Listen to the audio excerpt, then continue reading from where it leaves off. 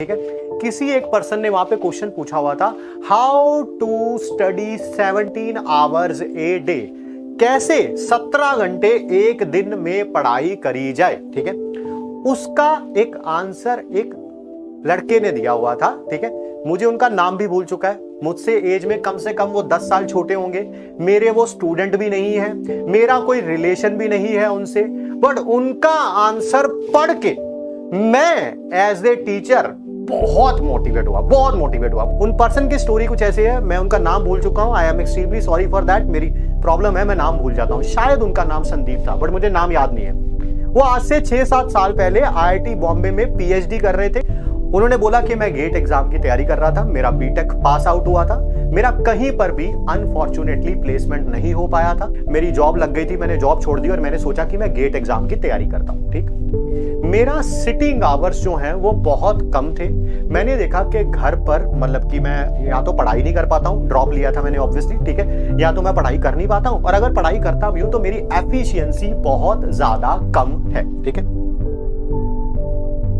ठीक, तो एफिशिएंसी बहुत ज्यादा कम है। तो मैंने पता क्या सोचा, मैंने सोचा कि मैं ना अपना कोई लाइब्रेरी ज्वाइन कर लेता हूं घर के पास। ठीक है, और मैं पढ़ना शुरू करता हूं। ठीक, कह रहे मैं पहले दिन लाइब्रेरी गया और सारा दिन पढ़ने की कोशिश करी।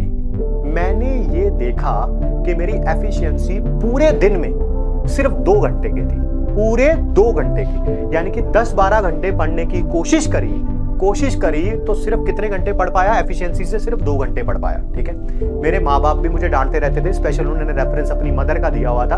मेरी मम्मी भी मुझे डांटती रहती थी कि तूने ड्रॉप ले लिया, तूने अपनी जॉब छोड़ दी और देख ले आज क्या हालत है, तू बिल्कुल नहीं पढ़ता है। ठीक है, 2 घंटे पढ़ा, कह रहा फिर मैंने धीरे धीरे बिल्डअप करना शुरू किया।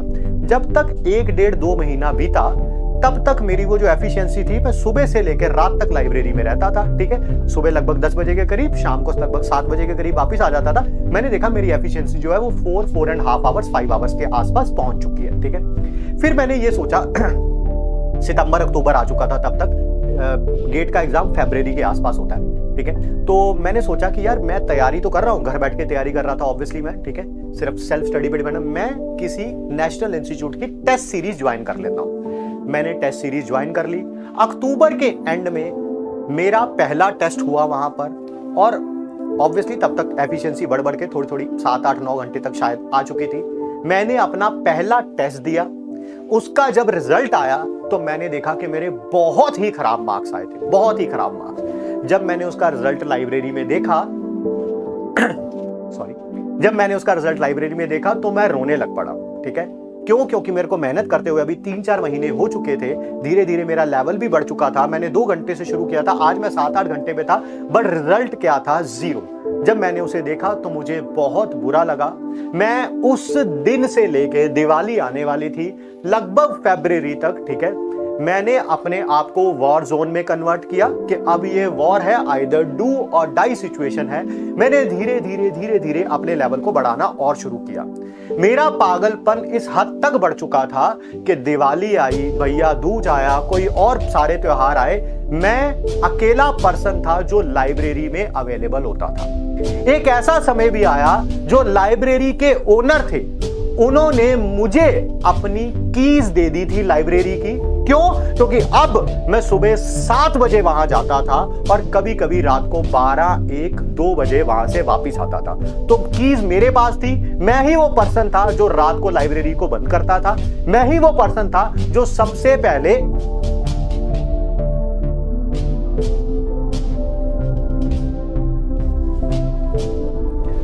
पहले लाइब्रेरी को आके खोलता था।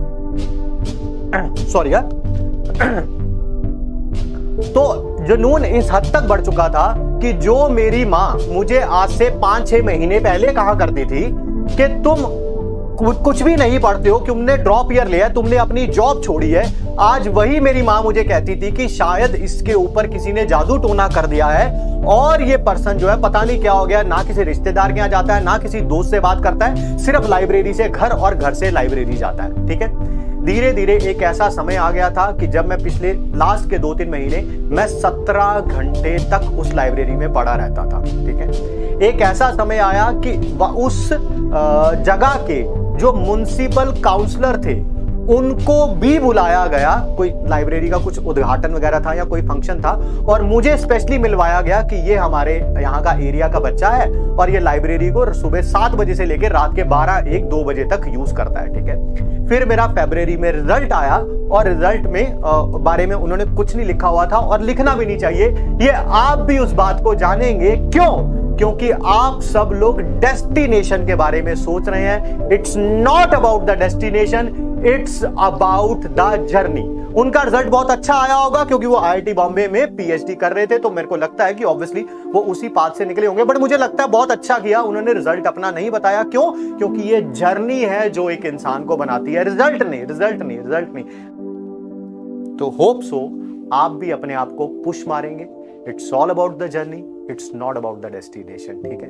मेहनत करते रहेंगे, आज नहीं तो कल किसी ना किसी एग्जाम में तो सफल होंगे। एग्जाम से भी ज्यादा मैटर करता है जिंदगी में सफल होना, और मुझे लगता है कि वो जरूर आप होंगे, ठीक है।